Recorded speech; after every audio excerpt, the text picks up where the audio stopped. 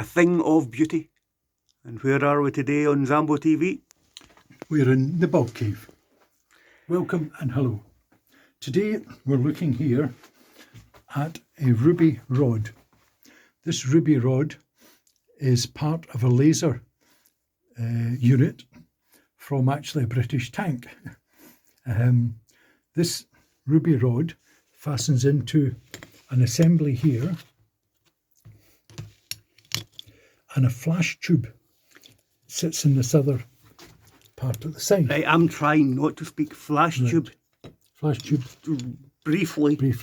So the flash tube pulses energy in the form of photons into this ruby rod.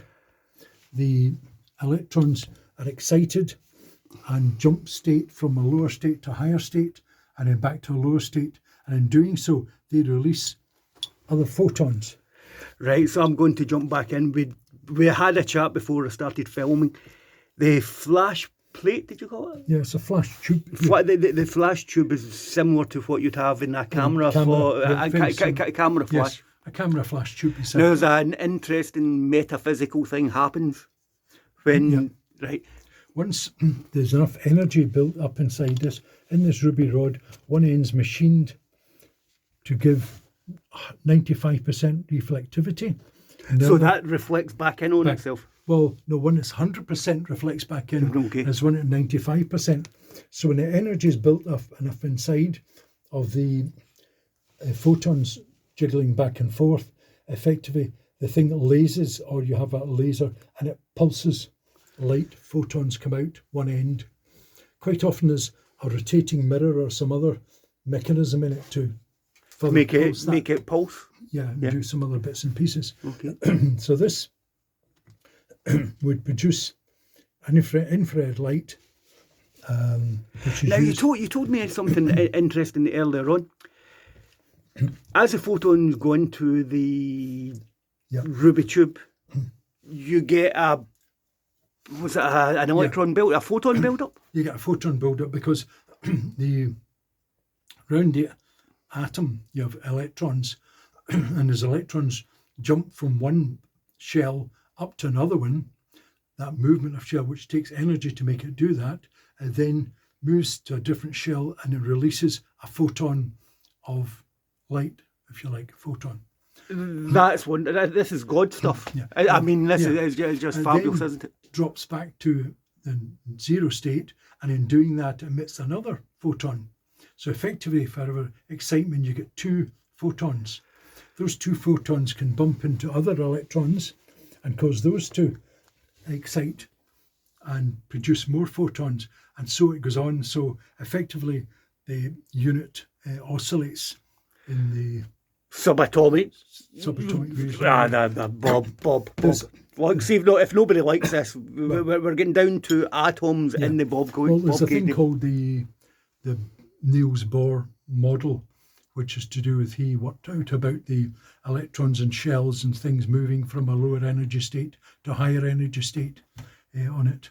If you send me a text with Niels Bohr, I'll stick a link in the video description for anybody that's got an interest on looking at this. Okay, so we've now, the light plate generates photons. Yeah. Then whacks, is it electrons into here, photons? It puts photons in, yeah. They start oscillating back and forth, I presume at the speed of light. Oh, yes. We've now got atoms, God, light speed, the whole thing's going down on the Zambo TV. Yeah. One side physically stops, the photons moving out. The other side's about 90%. 95%. 95%. And when it's got enough energy. They rattle about in here until there's enough energy for it to physically pop out one side. The front. And that's what generates a laser. Yes, right, that's okay. Now, and you've got different types of laser, as you probably know.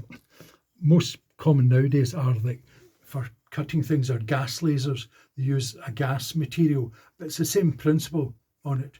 But this one is effectively, if you like, it's a ruby. One of the most common places we're seeing them today is in checkouts and Safeways for reading barcodes and doing all that type of stuff. Those are things, those lasers, and CD players. CD players for reading the information in the disc. They run on a thing called a PN junction. They're pin diode kind of lasers. Pin diode lasers. And laser light amplified Amplification by stimulation emission of radiation. emission, Right. etc. Right, so we've now got the laser popping out of here. And you imagine this is in part of a big mechanism inside a tank. We have here part of a tank periscope.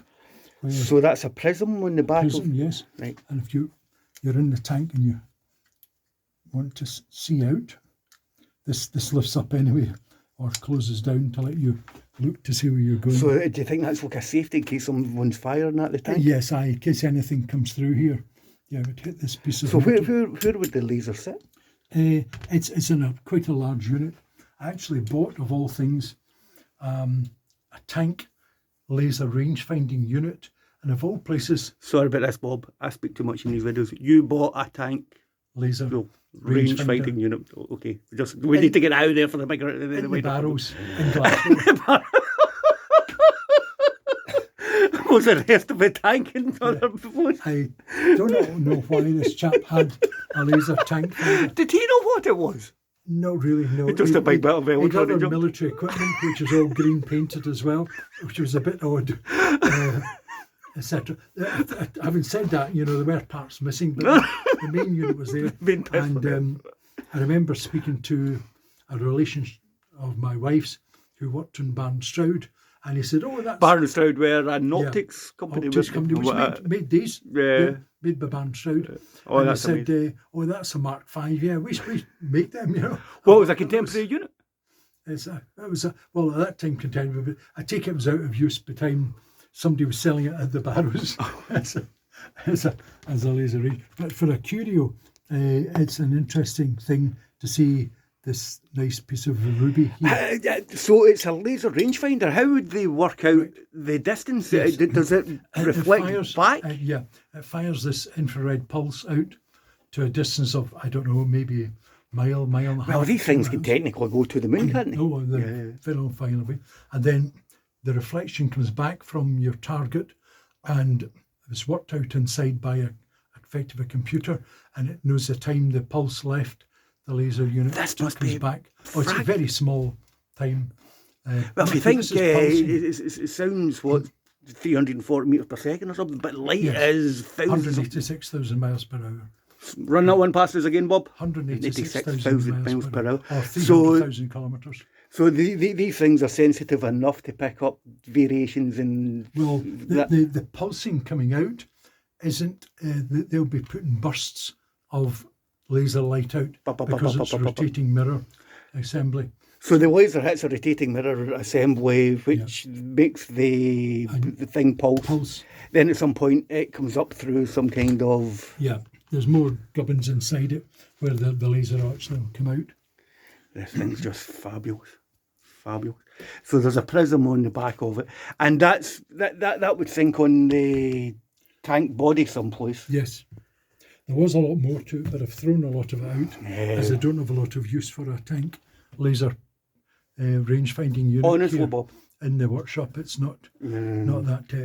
Squirrel hunting? Do we get squirrels? Squirrel hunting, yes. Right. Yes, you could find squirrels around too. So that is today's curio, and the main thing, a ruby laser rod. Rangefinder. There's only one thing left to say, Bob, and that's bye-bye YouTube. Thank you very much. Bye-bye YouTube. Thanks for watching. Thank you.